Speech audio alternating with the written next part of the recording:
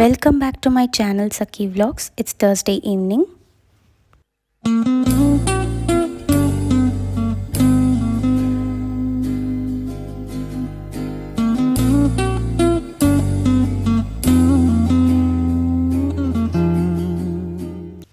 Evening 6 மணி ஆக போகுது. So காலையில் தேய்ச்சி வச்சுருந்த விளக்கு எல்லாத்தையுமே எடுத்து பொட்டு வச்சிடலாம் அப்படின்னு சொல்லிட்டு எல்லாமே எடுத்து நான் பொட்டு வச்சிட்ருந்தேன். பாப்பாவும் என் கூட விளையாடிட்டு இருந்தா. ஸோ அவளும் வந்து லேர்ன் பண்ணணும் அப்படின்னு ஆசைப்பட்டனால அவளும் வந்து சேர்ந்து என் கூடயே வந்து பொட்டு வைக்கிற மாதிரி ப்ரிட்டெண்ட் பண்ணி விளையாடிட்டு இருந்தா. நம்ம வீட்டில் பூஜை சாமான்லாம் எப்பயுமே வந்து மண்டே அல்லது தேர்ஸ்டே நைட்டு இல்லைனா வந்துட்டு முன்னாடி காலையிலேயே வந்து வாஷ் பண்ணி வச்சிடுறது வழக்கம். இந்த மாதிரி வாஷ் பண்ணி வைக்கிறது மட்டும் பாப்பா தூங்கிட்டு இருக்கும்பொழுதே நான் எல்லாமே வாஷ் பண்ணி வச்சுருவேன்.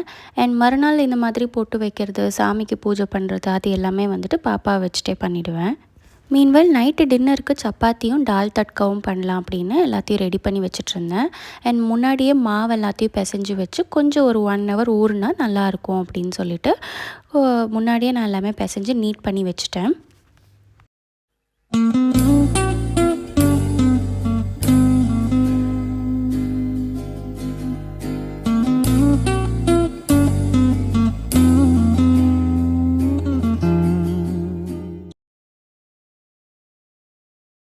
ஒரு 10 மினிட்ஸ் நல்லா சுடு தண்ணியில் போட்டு நல்லா பிசையணும். தொட்டு பார்க்கும்போது அவ்வளோ சாஃப்டாக இருக்கணும். அது கை விரல் வந்து உள்ளே பதியணும்.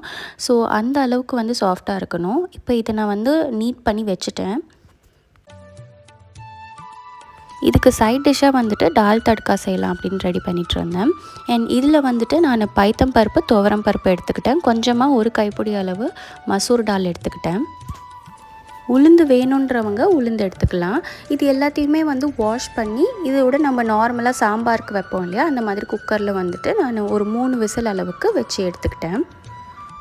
இதில் மஞ்சத்தூள், சீரகம், இஞ்சி, பச்சை மிளகாய் ஆட் பண்ணிக்கிட்டேன்.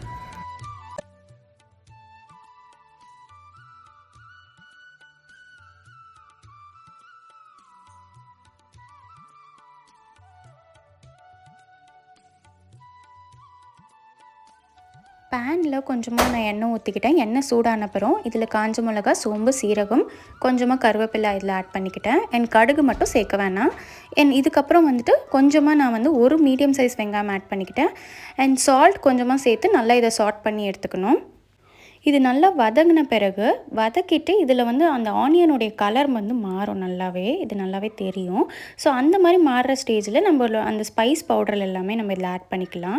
காஷ்மீரி சில்லி பவுடர், கொஞ்சமாக தனியாத்தூள் அண்ட் கரம் மசாலா ஆட் பண்ணிக்கலாம். இதை வந்து நல்லா மிக்ஸ் பண்ணி எடுத்துக்கணும். ஸோ நல்லா மிக்ஸ் பண்ணிவிட்டு அந்த கலரே வந்து டோட்டலாக சேஞ்ச் ஆகிடும், ஆனியனோட கலரு. ஸோ இதை வந்துட்டு மீடியம் ஃப்ளேம்லேயே வச்சு பண்ணுங்கள். இதில் 1 ஸ்பூன் வந்துட்டு இஞ்சி பூண்டு பேஸ்ட் ஆட் பண்ணிக்கிட்டு இதோடு சேர்த்து நல்லா மிக்ஸ் பண்ணி எடுத்துக்கிட்டேன். வதங்கின அப்புறம் தக்காளி சேர்த்துக்கலாம். தக்காளி வந்துட்டு ஒரு மீடியம் சைஸ் தக்காளி தான் இதில் நான் ஆட் பண்ணியிருக்கேன். இதுவும் நல்லா வதங்கி அந்த எண்ணெய் பிரிஞ்சு வர ஸ்டேஜில் தான் நம்ம வந்து டால் ஆட் பண்ண போகிறோம். ஸோ இது வந்து என்னோடய ஹஸ்பண்டோடைய ஃபேவரட் டிஷ்ஷு. அவங்க வந்து நார்த் இந்தியாவில் தான் வந்து இருந்து வளர்ந்துருக்காங்க. ஸோ அதனால் அவங்களுக்கு எல்லாமே வந்து ரொம்ப பிடிச்சது எல்லாமே வந்து நார்த் இந்தியன் டிஷ்ஷஸ் எல்லாமே வந்து ரொம்ப பிடிக்கும். ஸோ டால் தடுக்கா, ராஜ்மா இந்த மாதிரி தான் வந்து ரொம்ப விரும்பி சாப்பிடுவாங்க.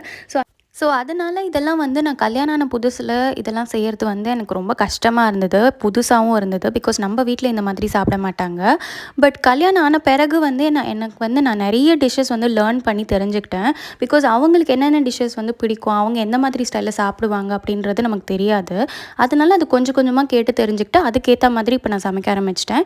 இப்போ நான் செய்கிறதுலேயே அவங்களுக்கு ரொம்ப பிடிச்சது அப்படின்னு பார்த்தீங்கன்னா இந்த மாதிரி டால் தட்கா ரொம்ப பிடிக்கும், ஃபிஷ்ஷு, பிரியாணி, இது எல்லாமே அவங்க வந்து ரொம்ப விரும்பி சாப்பிடுவாங்க.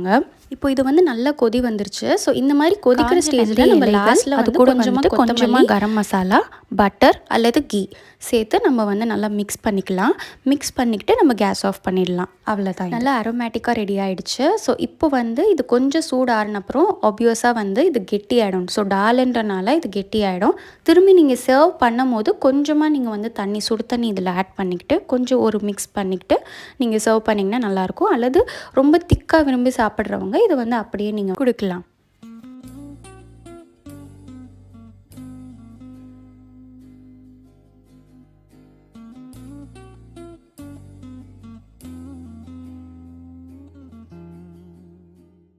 பூஜை ஷெல்ஃப் எல்லாமே வந்துட்டு இப்போ எடுத்து க்ளீன் பண்ணி அதுக்கப்புறம் இதில் வந்து விளக்கேற்றி வைக்கலாம் அப்படின்னு சொல்லிட்டு எல்லாமே எடுத்து க்ளீன் பண்ணி அந்த பழைய பூ எல்லாத்தையும் எடுத்து போட்டுட்ருந்தேன். சாமிக்கு வச்சுருந்த பழைய பூ எல்லாமே வந்து தனியாக ஒரு கவரில் போட்டு தான் நான் வந்து டிஸ்போஸ் பண்ணுவேன். அதுதான் வந்து ரொம்ப நல்லதும் கூட. பிகாஸ் மற்ற குப்பையோடு சேர்த்து நம்ம போடும்போது அது வந்து ஒரு கைண்ட் ஆஃப் நெகட்டிவிட்டி தான் வந்து க்ரியேட் பண்ணுற மாதிரி எனக்கு ஃபீல் ஆகுது. ஸோ அதனால் வந்துட்டு எப்பயுமே சாமிக்கு படைச்ச எதுவாக இருந்தாலுமே வந்து தனியாக ஒரு கவரில் போட்டு அதை டிஸ்போஸ் பண்ணுறது தான் வந்து கொஞ்சம் நல்லா இருக்கிற மாதிரி இருக்குது.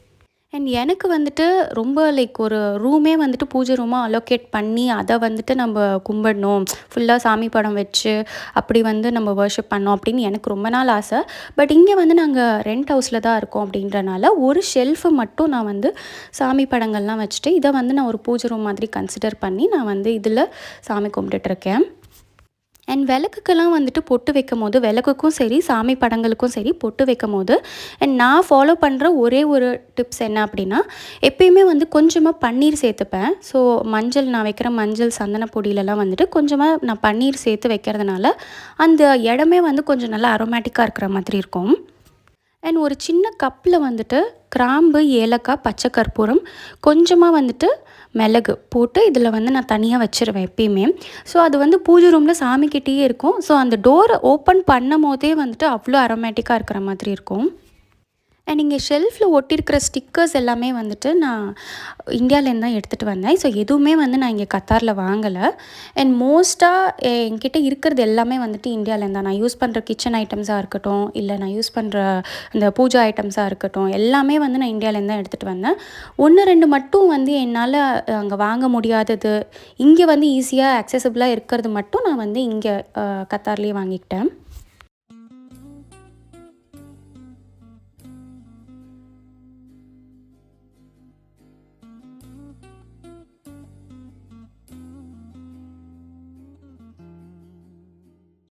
அண்ட் நைட்டுக்கு டின்னர் நான் வந்து ப்ரிப்பேர் பண்ண ஆரம்பிச்சிட்டேன். நான் முன்னாடியே சொன்ன மாதிரி நான் டால் செஞ்சு வச்சுட்டு அது கூட நான் சப்பாத்தி போட்டு எடுக்க ஆரம்பிச்சிட்டேன்.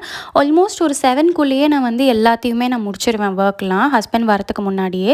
ஸோ தட் அவங்க வந்த பிறகு பாப்பா கூட விளையாடலாம், அவங்க கூடயும் வந்து கொஞ்சம் டைம் ஸ்பெண்ட் பண்ணலாம் அப்படின்றனால நான் கொஞ்சம் ஏர்லியாகவே எல்லாத்தையுமே நான் முடிச்சிடுவேன். அண்ட் நைட் எப்பயுமே வந்து நாங்கள் வாக்கிங் போவோம். ஸோ அந்த மாதிரி வாக்கிங் போகணும் அப்படின்றனாலேயே நான் கொஞ்சம் சீக்கிரமாக எல்லா வேலையுமே நான் முடிக்க ட்ரை பண்ணுவேன். நைட்டு டின்னர் முடிச்சுட்டு நாங்கள் கொஞ்சம் நேரம் வாக்கிங் போகலாம் அப்படின்னு சொல்லிட்டு கிளம்பிட்டேன் பாப்பாவை கூட்டிகிட்டு. ஸோ நாங்கள் எப்பயுமே வந்து வாக்கிங் போகிறது அரௌண்ட் 7 அந்த மாதிரி போவோம். ஸோ அந்த மாதிரி டைம்லேயுமே வந்துட்டு மோஸ்ட்டாக இங்கே வந்து ரொம்ப இருட்டாயிருக்காது. பிகாஸ் இங்கே சம்மர் சீசன் ரொம்ப பீக்கில் போகுது கத்தாரில். 48 டிகிரி 49 டிகிரி வரைக்குமே ரொம்ப ஹையில் போகுது. ஸோ அதனாலேயே வந்துட்டு ஈவினிங் வந்து ஒரு 6 மேலே தான் வெளியிலே போகிற மாதிரி இருக்கும். அதுவுமே ரொம்ப ஹியூமிடாக இருக்கும்.